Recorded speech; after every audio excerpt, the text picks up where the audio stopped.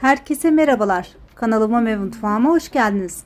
Bugün sizlerle birlikte nefis bir güveç yapacağız.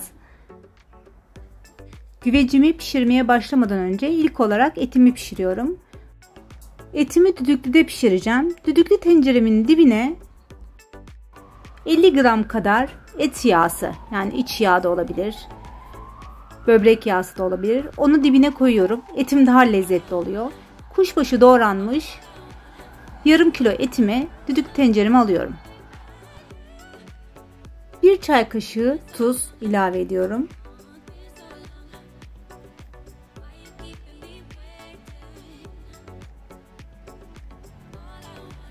Bir su bardağı su ekliyorum. Büyük bir su bardağı.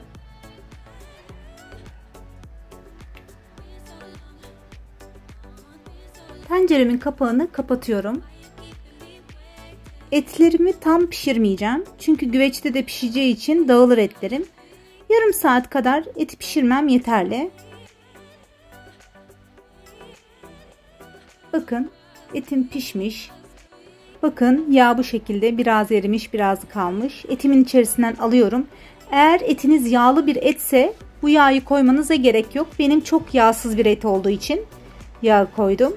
Etlerimizi pişirdik. Şimdi güvecim için bu şekilde patlıcanlarımı soyuyorum.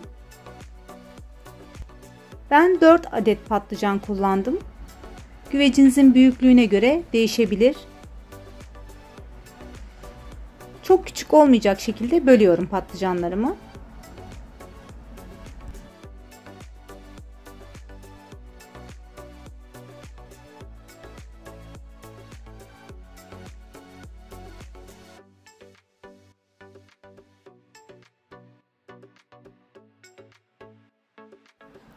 Patlıcanların üzerine tuz ekliyorum. Biraz da su ekliyorum, acı suyu çıksın diye. Bu şekilde bir kenarda bekletiyorum. Diğer yerde fasulyelerimi bu şekilde doğradım. 2 tane domatesimi rendeledim. 2 baş soğanımı da ince ince doğradım. 4 diş de sarımsağım var. Şimdi 3 adet patatesimi de küp küp doğruyorum.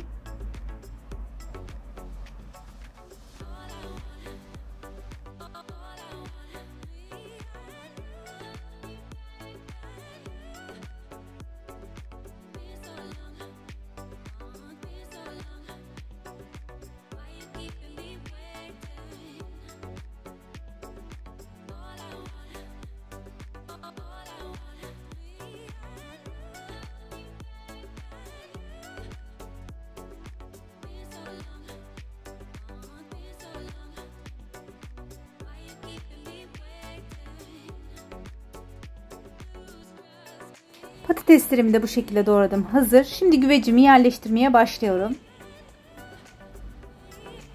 Güvecimizin dibine 2 tane orta boy doğradığımız soğanımızı ilave edelim.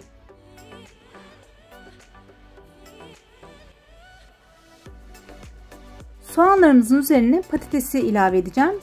Sebzelerimizin sertlik durumuna göre yerleştiriyoruz.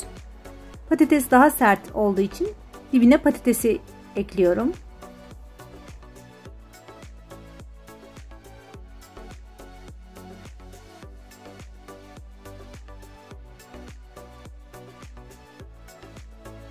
Patatesimin üzerine 300 gram taze fasulyem var. Onu ilave ediyorum.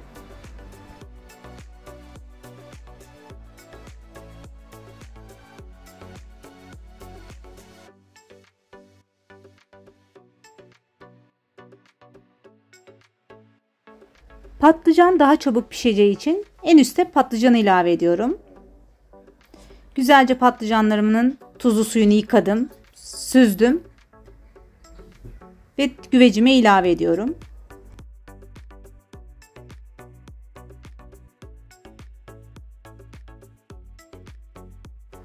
İki tane ince ince doğranmış sivri biberimi de ilave ediyorum. Bir tane doğranmış kapya biberimi de ekliyorum.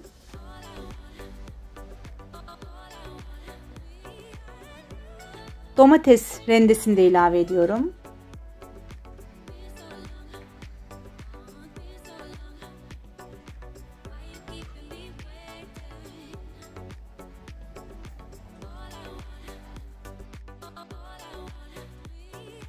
4-5 diş sarımsaklarım var.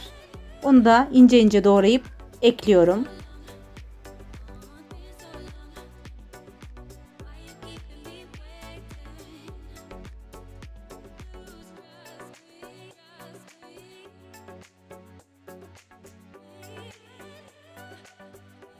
Güvecimin en üstüne etlerimi ilave ediyorum. Bakın, soğumuşlar, etim donmuş. Bu şekilde güvecime yerleştiriyorum.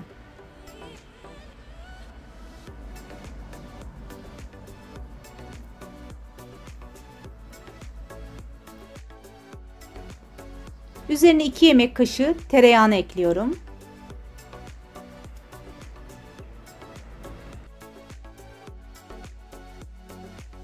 Yarım çay bardağı sıvı yağ ekliyorum.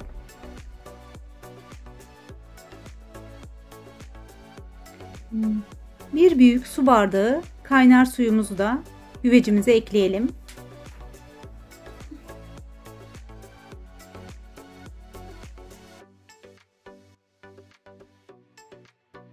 Sebzelerimiz de sulanacağı için çok fazla su koymamıza gerek yok.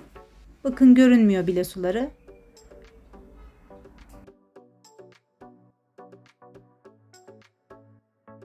Bir tatlı kaşığı tuzumuzu da ekleyelim.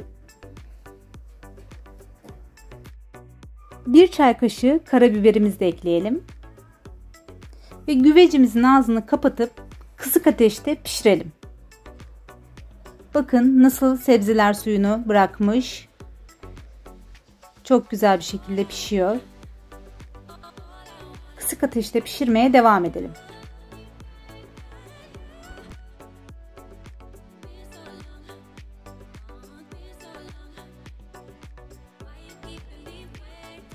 Bakın, sebzelerimiz çok güzel bir şekilde pişmiş. Hepsi kıvamında.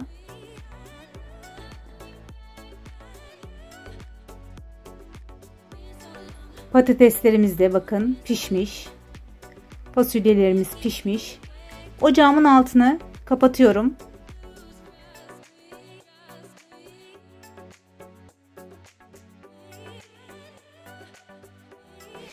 Etli güvecimi servis tabağına aldım. Bakın, görüntüsü, kokusu muhteşem. Lezzeti de bir o kadar güzel. Hepsi tam kıvamında pişmiş. Denemenizi tavsiye ederim. Deneyen herkese şimdiden afiyet olsun diyorum. Başka bir tarifte buluşmak dileğiyle. Hoşça kalın.